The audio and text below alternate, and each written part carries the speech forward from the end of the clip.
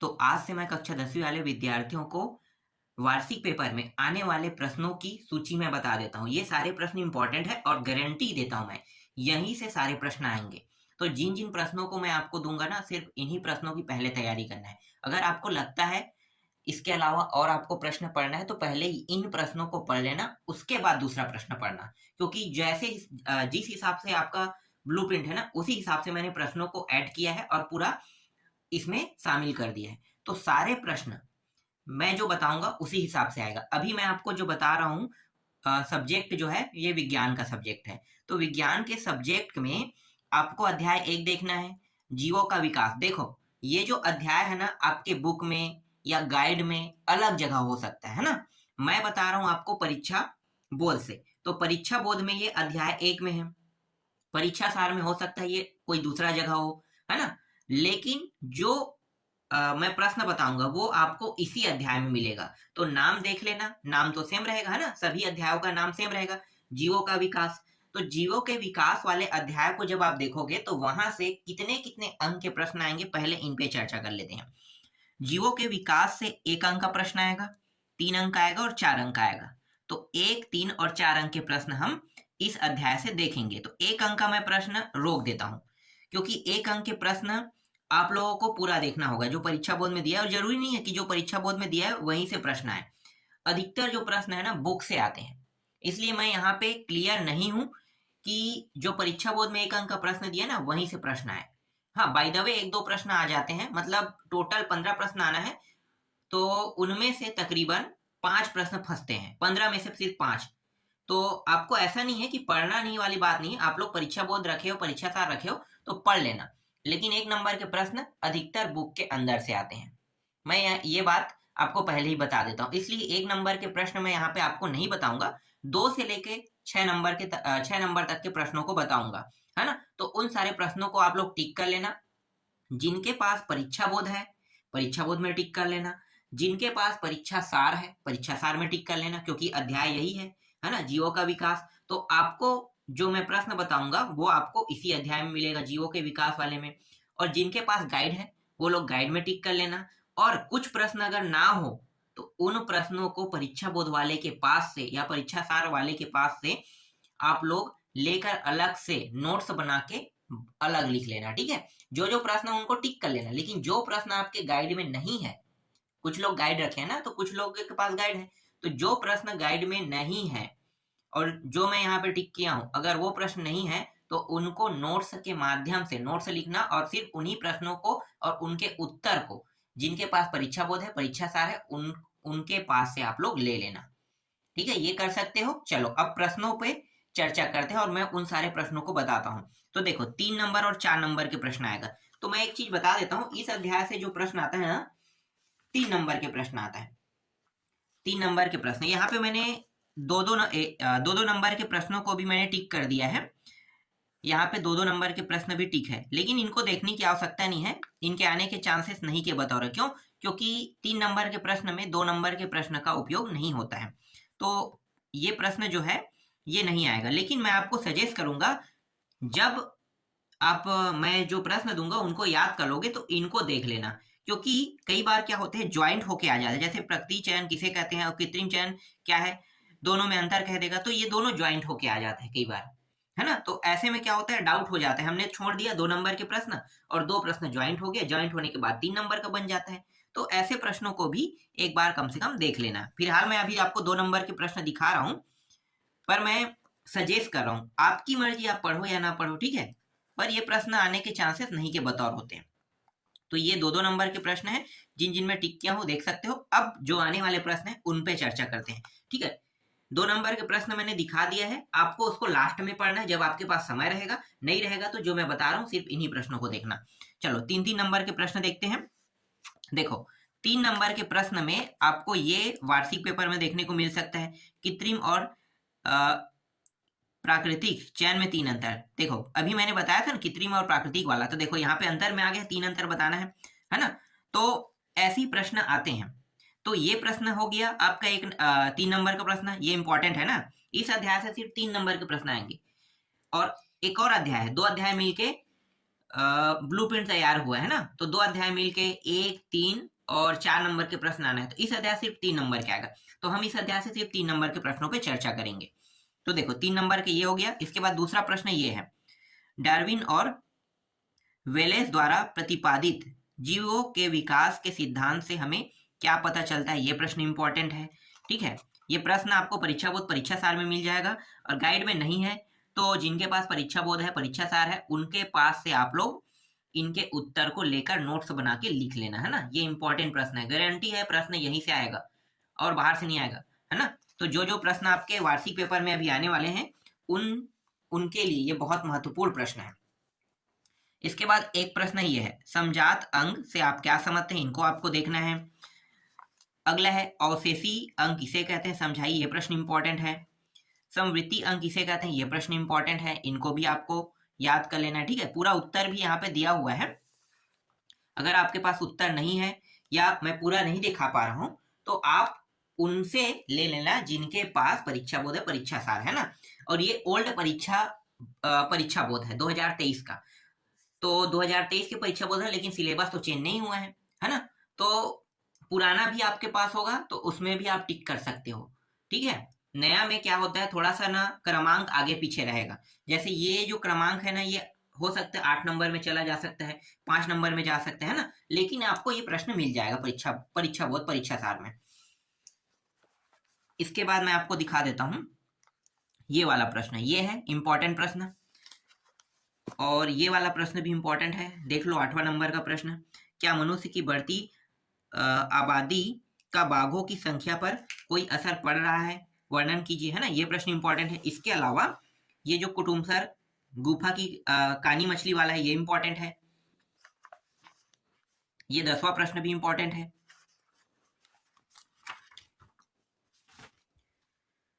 और कुछ प्रश्न ये भी इंपॉर्टेंट है। देखो ये अभी आया था, जीवों के विकास के सिद्धांत के यहाँ पे 4 बिंदुओं का वर्णन कीजिए कह रहा है, क्योंकि इस अध्याय से 3 नंबर और 4 नंबर के आने हैं, है ना। तो मैंने 4 नंबर के हिसाब से कुछ ऐसे प्रश्न भी है जिनको मैंने यहाँ पे टिक करा दिया है, और आया था ये 3 नंबर में, मतलब 3 बिंदु का वर्णन कीजिए कहा था। तो ये 2000 मतलब ये 23 में आया हुआ प्रश्न है। तो देखो इसको मैंने पिछले साल भी टिक किया था ना, तो ये प्रश्न आया भी है। तो ऐसे ही प्रश्न आते हैं। इसके बाद ये भी 3 नंबर के लायक प्रश्न है, ये भी इंपॉर्टेंट है। और ये वाला प्रश्न भी 3 नंबर का है, ठीक है, इनको भी देखना है। और एक और है यहाँ पे, ये वाला भी इंपॉर्टेंट है, ठीक है, अनुकूलन व जीवाश्म क्या है। इसके बाद यहाँ पे जो कुछ दिया है ना, ये वाला दीर्घोत्तरी वाला, ठीक है, ये प्रश्न इंपॉर्टेंट नहीं है, ये नहीं आता है आपको। इनको देखने की मतलब आपको देखने की आवश्यकता नहीं है। हाँ, दीर्घोत्तरी में एक प्रश्न है, ये है, ठीक है, डार्विन के प्राकृतिक वर्णनवाद का समझाइए कह रहा है ना, और ये अथवा में इस नाम से भी जाना जाता है, तो इनको देख लेना, ठीक है, क्योंकि इनमें से 2 टॉपिक को उठा के 3 नंबर में दे सकता है, तो हमें रिस्क नहीं लेना है। जो आ सकता है ना, उन सारे प्रश्नों को पढ़ना है। और मैं पहले ही बता दूं कि आईएमपी सूची यहीं से प्रश्न आएंगे, तो जितना भी मैं बता रहा हूँ आईएमपी में, सिर्फ उन्हीं प्रश्नों को आपको पहले देखना है। अगर आपके पास समय है और लगता है कि आपको और ज्यादा नंबर लाना है ना, आप चाहते हो कि 95+ लाना चाहते हो, तो आपको थोड़ा सा बुक पढ़ना पड़ेगा, क्योंकि 1-1 नंबर के प्रश्न जो है वो बुक से आते हैं। और कहीं पे है क्या, हाँ यहाँ पे है, देखो छोटा सा, यहाँ पे ये 4था प्रश्न इंपॉर्टेंट है, इनको देखना। 3 नंबर 4 नंबर के हिसाब से भी बता रहा हूँ यहाँ पे फिलहाल अभी तक जो है ना, इस अध्याय से 3 नंबर के प्रश्न आए हैं, लेकिन अगर पैटर्न चेंज कर दे और 4 नंबर का उठा ले यहीं से, तो फिर तो हमारे लिए गड़बड़ हो जाएगा, तो हम 4 नंबर का भी प्रश्न यहीं से देखेंगे, है ना। हमें रिस्क नहीं लेना है। और एक प्रश्न ये है, समजात और समवृत्ति लक्षण क्या है, उदाहरण देकर समझाइए, यह प्रश्न भी इंपॉर्टेंट है। इसके बाद अध्याय 2 देखते हैं। अध्याय 2 से कितने कितने अंक के प्रश्न आने वाले हैं देख लेते हैं। देखो अध्याय का नाम क्या रहेगा, अम्ल, क्षारक एवं लवण, ठीक है। अध्याय 2 ये आपके बुक में, आपके गाइड में अलग जगह हो सकता है, ये परीक्षा बोध है इसलिए आपको इसी नंबर पे आपको आसानी से मिल जाएगा, ठीक है। तो चलो मैं आपको बता देता हूँ, 1 नंबर के प्रश्न आएगा, 2 नंबर के और 4 नंबर के प्रश्न आएगा। तो मैं आपको इस अध्याय से अम्ल, क्षारक एवं लवण से 2 और 4 नंबर के प्रश्न बताऊंगा। 1 नंबर का प्रश्न परीक्षा बोध परीक्षा सार में दिए हुए जो प्रश्न है ना, वहां से 5 ही प्रश्न आते हैं 15 में। 15 में सिर्फ 5 4 5 4 5 प्रश्न ही आते हैं, ज्यादा नहीं आते हैं। इसलिए बुक का सहारा लेना पड़ेगा आपको उसके लिए। तो अधिकतर यहाँ पे मैं आपको सिर्फ 2 नंबर और 4 नंबर के प्रश्न बताऊंगा। तो देखो 2 नंबर में आपको पीएच मान क्या है इनको देखना है। इसी तरीके से अम्ल तथा क्षार के प्राकृतिक स्रोतों के नाम लिखे कह रहा है। ठीक है, भोज्य पदार्थों में पाए जाने वाले किन्हीं 2 अम्लों के नाम लिखे, इनको भी आपको देखना है। ठीक है, ताजे दूध वाला ये भी देखना है, पीएच मान 6 होता है कह रहा है। इसमें जितने भी प्रश्न है ना अति लघुत्तरी में, उनको सभी को देखना है। ठीक है, आपके पास परीक्षा बोध परीक्षा सार होगा तो इस अध्याय में जितने भी प्रश्न है सबको देखना। फिलहाल मैं यहाँ पे सारे प्रश्न आपको दिखा रहा हूँ। ये भी हो गया। ये सब 2-2 नंबर के प्रश्न है। 2-2 नंबर का प्रश्न हर साल बदलते रहता है, तो कोई भी प्रश्न उठा सकता है। इसलिए आप लोगों को पता होगा ABC 3 सेट में आते हैं ना प्रश्न, तो 3 सेट में आता है, तो 3 सेट में मतलब 3 प्रश्न आएगा, तो 3 प्रश्न आएगा। इसके हिसाब से आप समझ सकते हो हर प्रश्न अलग अलग रहेगा, मतलब हर सेट में अलग अलग प्रश्न आएगा। 13 के बाद 14 ये प्रश्न आपको नहीं देखना, ये प्रश्न नहीं आएगा, 13 तक देखना है। ठीक है, उसके बाद यहाँ पे कुछ और प्रश्न है, यहाँ से आपको देखने लायक एक भी प्रश्न मुझे तो दिखाई नहीं दे रहे हैं। ठीक है, बस इतना ही है। ये 16 देख सकते हो, छोटा सा प्रश्न है, छोटा 2 नंबर का प्रश्न छोटा रहता है, ये भी नहीं आएगा। फिर भी चलो इसको छोड़ देते हैं, डायरेक्ट 19वां में आते हैं। ये प्रश्न इंपॉर्टेंट है। ठीक है, अब 2 नंबर का हो गया ना, अब 4 नंबर के प्रश्न देखते हैं।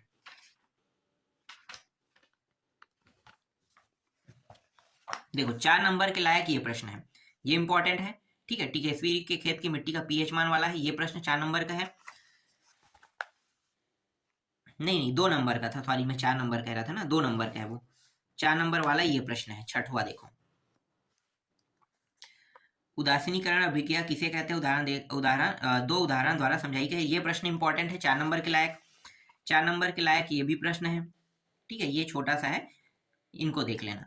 अब लघु उत्तरी देखो, ये आपको देखना है। ठीक है, 4 नंबर में ये पूछा जा सकता है। ये देखो 4 प्रश्न है, 4 नंबर के लायक है, ये इंपॉर्टेंट प्रश्न है। फिर ये पीएच मान निम्नलिखित है कह रहे हैं, ये प्रश्न इंपॉर्टेंट है। देख लो क्या पूछा है ना, किन पदार्थों के प्राकृतिक अम्ल, ये वाला है ना उदासीन वाला। तो आपको बनाना कैसे है, इस प्रकार से देखो, ये रहा।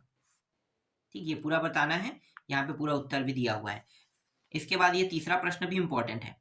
ठीक है, तीसरा प्रश्न देख लेना, टिक कर लेना। अम्ल ए तथा बी 2 बीकर में लिए गए हैं। अम्ल ए का जल में आंशिक आयनन होता है, जबकि अम्ल बी का जल में पूर्ण आयनन होता है। इस आधार पर बताइए कह रहे हैं ना। तो देखो ये इस तरीके से अ ब स 3 और एक द दिया हुआ है, तो 4 नंबर का है, उनका भी उत्तर यहीं पे लगा हुआ है।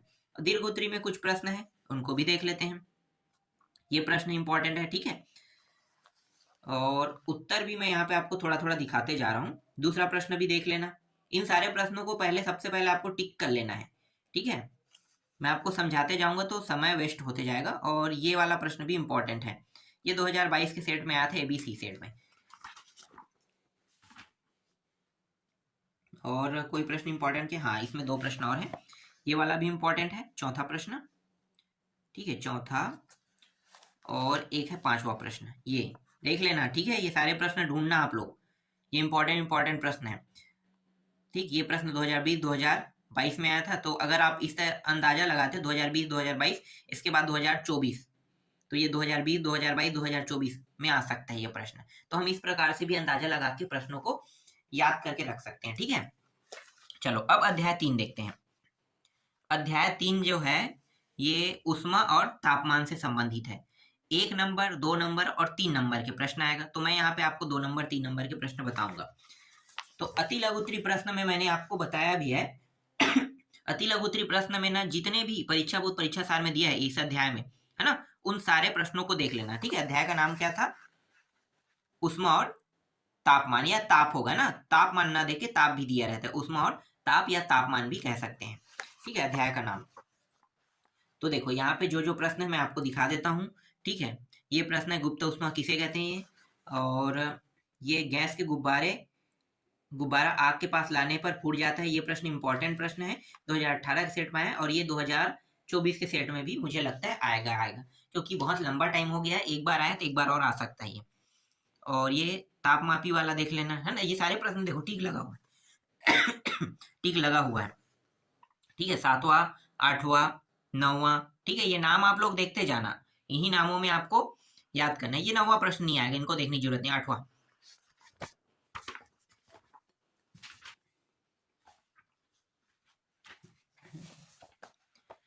फिर 10वां प्रश्न, 11वां, 12वां, है ना। यहाँ पे अति लघु मतलब अति लघुत्तरी प्रश्न वाले में इनमें सभी को देखना है। 12वां में 13वां देखो, ये बहुत सरल प्रश्न है। फ़ारेनहाइट को सेल्सियस को फ़ारेनहाइट में बदलना और फ़ारेनहाइट को सेल्सियस में बदलना बहुत सरल प्रश्न होता है, बहुत ही सरल। बस आपको क्या याद रखना है, ये सूत्र याद करना है, ठीक है। ये सूत्र है, ये ऊपर में जो आपको दिखाई दे रहा है, ये क्या है, फार्मूला है। बस ये फार्मूला याद रखोगे ना, तो सेल्सियस मतलब सी के जगह में मान रखना है। अगर यहाँ पे फ़ारेनहाइट लिखा होता, जैसे कि यहाँ पे लिखा है देखो 40 अंश फ़ारेनहाइट, है ना, 40 अंश फ़ारेनहाइट, तो क्या करोगे, यहाँ पे जो ऐप दिया है ना उसके जगह मान रखोगे, तो सेल्सियस का मान निकल जाएगा, और सेल्सियस में मान दिया मतलब फ़ारेनहाइट का मान निकल जाएगा, है ना। तो गुणा जोड़ना घटाना गुणा भाग तो आता होगा, तो आसानी से आप निकाल सकते हो, ठीक है। ये जो मैं बता रहा हूँ ये प्रश्न नहीं आएगा, हर साल ये बदलता है। ये मान बदल के 45 कर दिया तो 45 सेल्सियस का मान निकालो, 50 सेल्सियस का मान निकालो, तब ये सूत्र ही आपको क्या करना है, उपयोग करना, और यही काम आएगा। इसलिए सूत्र याद करना, बस ये सूत्र याद करना जो सेल्सियस को फ़ारेनहाइट में बदलेगा और फ़ारेनहाइट को सेल्सियस में बदल देगा। बस इतना ही याद रखना, और एक आध प्रश्नों को अच्छे से रट लेना कि हाँ भाई ऐसा ऐसा होता है ट्रिक, इसके बाद ये ऐसा गया, ऐसा गुड़ा हुआ है ना। बस इतना ही आपको करना है, ठीक। तो ये 14 तक के हैं, मैं आपको दिखा देता हूँ प्रश्न इस प्रकार से, है ना। बस आपको ये याद रखना है कि फ़ारेनहाइट को जब भी आप सेल्सियस में बदलोगे या सेल्सियस को फ़ारेनहाइट में बदलोगे तो सूत्र बहुत महत्वपूर्ण है। जब तक कि आप सूत्रों को याद नहीं करोगे तब तक आप उन प्रश्नों को नहीं बना पाओगे। उष्मारोधी पदार्थ क्या है, ठीक है। उष्मी चालक क्या है, ये प्रश्न है। उष्मी कुचालक क्या है, ठीक है। ये सारे प्रश्न देखना। अब 3-3 नंबर के प्रश्नों को देख लेते हैं। देखो 3 नंबर के प्रश्न में ये इंपॉर्टेंट है, नाम यहाँ पे देखना है ना, ये आपको इसी नाम के प्रश्न में टिक करना है। फिर ये वाला प्रश्न इंपॉर्टेंट है, इसको नहीं देखना है। तीसरे ये जो प्रश्न तांबे वाला ना, ये नहीं आता है। फिर ये ताप वाला देखो, ताप की अवधारणा को स्पष्ट कीजिए, ये प्रश्न इंपॉर्टेंट है ना। अवस्था परिवर्तन क्या है, ये इंपॉर्टेंट प्रश्न है। इसी तरीके से ये 6वां प्रश्न, 7वां और 8वां, इनको भी आपको देखना है। और ये 9वां प्रश्न तो मोस्ट इंपॉर्टेंट है, मोस्ट इंपॉर्टेंट। फ़ारेनहाइट पैमाना और थर्मोमीटर में न्यूनतम अधिकतम ताप को चित्रित कीजिए कहता है ना। तो ये 3 दिया हुआ देख लो, केल्विन यहाँ पे दिया हुआ है, केल्विन है, सेल्सियस है और फ़ारेनहाइट, है ना। तो इनको बारे में दिया है, तो इनको आप लोग बना के देखना, ठीक है। चित्र ही बनाना है आपको, ये चित्र बनाने के लिए आ सकता है, तो चित्र बनाना है, चित्र बना के देखना है कि 0 अगर सेल्सियस में 0 होता है तो इसमें कितना होता है और इसमें न्यूनतम ताप कितना होता है ना। सेल्सियस का 37 होता है तो ये केल्विन में कितना होता है ना। और फ़ारेनहाइट में कितना होता है ये भी आपको देखना है। और 100 सेल्सियस होता है तो ये फ़ारेनहाइट में कितना होता है और केल्विन में कितना होता है ये आपको देखना है, ठीक है। बस यही आपको याद करना है। एक प्रश्न ये भी है, उष्मा के संचरण के प्रकारों के बारे में लिखे कह रहे, ये प्रश्न इंपॉर्टेंट है। और कोई प्रश्न इंपॉर्टेंट है क्या, है तो इसमें बहुत सारे प्रश्न हैं लेकिन सब इंपॉर्टेंट नहीं है। ये गणितीय प्रश्न है, इंपॉर्टेंट है। ये इतना इंपॉर्टेंट नहीं है, नहीं के बतौर ही है, ये गणितीय प्रश्न है तो इसके आने के चांसेस ना के बतौर है, ठीक हो गया है। तो आप चाहो तो पढ़ सकते हो, ना चाहो तो पढ़ने का हो सकता है, नहीं भी मतलब मैं कह रहा हूँ कि इंपॉर्टेंट इतना नहीं है ना, लेकिन ये इंपॉर्टेंट है। जैसे कि ये प्रश्न आप देख सकते हो, ये इंपॉर्टेंट है। ये प्रश्न आप लोग देख लो, ठीक है। ये वाला प्रश्न भी इंपॉर्टेंट है, और एक आध दो प्रश्न और होगा यहाँ पे, ठीक है। ये वाला भी इंपॉर्टेंट है। ये सब पहले टिक करना है आपको, उसके बाद आपको पढ़ना है, और सारे प्रश्न आपके वार्षिक पेपर में यहीं से आएंगे। ये प्रश्न इंपॉर्टेंट है।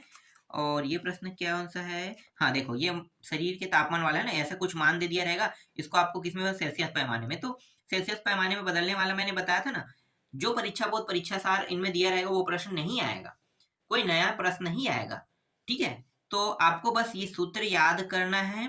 यहाँ पे जो मान कितना था, वो वहाँ पे 9 और 5 था ना, 9 5 लिख लेना, ठीक है। यहाँ पे 180 और 100 दे दिया है तो आपको 9 5 वाला याद कर लेना है।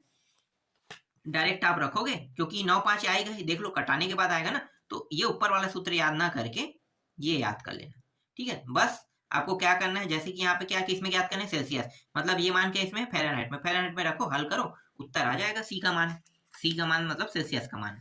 ठीक, तो इतना प्रश्न इंपॉर्टेंट, इसमें और प्रश्न है लेकिन इंपॉर्टेंट नहीं है, इसलिए मैं आपको उन प्रश्नों को नहीं दिखा रहा हूँ।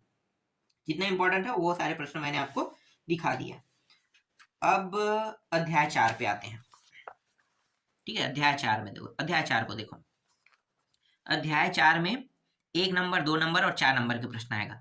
तत्वों का वर्गीकरण, है ना, तत्वों का वर्गीकरण वाला। तो तत्वों के वर्गीकरण अध्याय को जब आप देखोगे तो 1 नंबर, 2 और 4, तो हम इस अध्याय से 2 नंबर और 4 नंबर के प्रश्नों को देखेंगे। तो 2 नंबर के प्रश्न में कौन कौन सा आने वाला है देख लेते हैं, टिक कर लो। देखो, ये प्रश्न 2 नंबर के लायक है ना। 2 नंबर में पहला प्रश्न आएगा, ये प्रश्न इतना इंपॉर्टेंट नहीं है, ये भी इंपॉर्टेंट नहीं है। हाँ, चौथा देखो, चौथा वाला प्रश्न ये इंपॉर्टेंट है। ठीक है, ये इंपॉर्टेंट प्रश्न है। और इसके बाद डायरेक्ट छठवां प्रश्न, ये नाम के प्रश्नों को आपको देखना है, ये इंपॉर्टेंट है। उसके बाद ये इंपॉर्टेंट हो सकता है, किस वर्ग के तत्वों की इलेक्ट्रॉन बलता सर्वाधिक होती है ना, ये इंपॉर्टेंट है। और इसके बाद 8वां आपको नहीं देखना है, सीधा 9वां देखो, आधुनिक आवर्त नियम कह रहा है ना, ये प्रश्न इंपॉर्टेंट है। और एक प्रश्न, ये 10वां प्रश्न इंपॉर्टेंट है। और एक तत्व के इलेक्ट्रॉनिक विन्यास 2, 8, 1 है, आवर्त सारणी में स्थान बताइए कह रही है, इंपॉर्टेंट हो सकता है। पहले नहीं था लेकिन इस साल ये इंपॉर्टेंट में आ जाएगा। और ये भी डाल देते हैं इंपॉर्टेंट में। आधुनिक आवर्त सारणी में कितने ब्लॉक होते हैं, ब्लॉक वाला देख लो, ये हो गया, है ना। इसके बाद ये वाला प्रश्न 15 देखना है आपको, 16वां देखना है, ये इंपॉर्टेंट है। और ये 17वां प्रश्न। ठीक है, ये सारे प्रश्न 2-2 नंबर के लायक है और 2 नंबर के प्रश्न में इंपॉर्टेंट प्रश्न है। पहले इनको टिक करना है और इनको पहले याद करना है। ठीक, इसके बाद 2 नंबर के लायक तो अब प्रश्न नहीं दिखाई दे रहे हैं ना। अब हम डायरेक्ट देख लेते हैं 4 नंबर के। कुछ प्रश्न इसमें 2 नंबर का भी रहेगा और 4 नंबर का भी रहेगा, तो अधिकतर देख लेते हैं। ठीक है, यहाँ पे आते हैं। देखो, ये लघुत्तरी वाला टॉपिक है ना, तो लघुत्तरी वाले टॉपिक में देखना, एक में ये प्रश्न देखना डायरेक्ट, 9वां प्रश्न। ठीक है, ये आवर्त वाला जो आयनन है ना, ऊर्जा किस प्रकार परिवर्तित होता है, उसका कारण समझाइए, ये इंपॉर्टेंट है। 9वां आपको नए परीक्षा बोर्ड में अलग क्रमांक में मिलेगा, लेकिन प्रश्न मिल जाएगा, नहीं मिलेगा तो आप लोग इसको नोट कर लेना। ठीक है, अपने परीक्षा बोर्ड में, और आपको टिक करके पढ़ना है। हेलोजन तत्वों में इलेक्ट्रॉन बलुता सबसे अधिक क्यों होती कह रहे हैं, ये इंपॉर्टेंट है। ठीक है, लीथर वाला देखो, ये इंपॉर्टेंट है। फिर ये वाला देखो, एक तत्व वाला है ना, ये 4 नंबर वाला प्रश्न है, इनको भी आपको याद कर लेना है, नाम अलग अलग से भी आ सकता है। 15वां प्रश्न जो है, इनको भी देख लेना। ठीक है, ये भी है। ये जो है 2 नंबर का प्रश्न है, कुछ प्रश्न 2 नंबर की यहीं पे ऐड हो गया है। और 16वां प्रश्न भी 2 नंबर वाला है। ठीक है, इनको भी देख लेना यहीं से। और इसके बाद ये 17वां प्रश्न है, ये भी ज़्यादा बड़ा नहीं है, ये 3 नंबर का है। ये प्रश्न नहीं आएगा, टिक हो गया गलती से, आप चाहो तो छोड़ सकते हो और पढ़ना चाहो तो पढ़ सकते हो। ठीक है, टिक हो गया तो पढ़ लेना, एक बार पढ़ लेना बस, क्या कहना चाह रहा है इसको भी देख लेना, 18 को भी। ठीक है, अब डायरेक्ट मैं आपको 4 नंबर के प्रश्न दिखाता हूँ। 4 नंबर में आपको कौन कौन से प्रश्न पढ़ने हैं। ठीक है, देखो 4 नंबर में आपको लघुत्तरी 2 में से आपको देखना है, ये प्रश्न लघुत्तरी 2 में मिलेगा, तो ये 5वां प्रश्न इंपॉर्टेंट है। ठीक है, ये प्रश्न आप लोग देख लेना, ये इंपॉर्टेंट प्रश्न है, 5वां प्रश्न। ठीक है, एक है ये 6वां प्रश्न, ये भी इंपॉर्टेंट है। ये सब 4 नंबर के प्रश्न है, 6वां, 7वां तो नहीं आएगा यहाँ से। ठीक है, अब इसके बाद दीर्घोत्तरी देखते हैं। तो देखो, दीर्घोत्तरी में ये प्रश्न है, इंपॉर्टेंट है। पहला वाला देख लो, ये लिथियम सोडियम लिखा हुआ है ना, क्या पूछा है। ठीक है, इंपॉर्टेंट प्रश्न है। इसके बाद ये दूसरा प्रश्न भी है। ठीक है, मेनलिप में आवर्त सारणी में रिक्त स्थानों को छोड़ने वाले है ना, उत्तर की व्याख्या उदाहरण द्वारा कीजिए कह रहे, ये इंपॉर्टेंट प्रश्न है, इनको टिक कर लेना, इनको पढ़ना है, याद कर लेना है।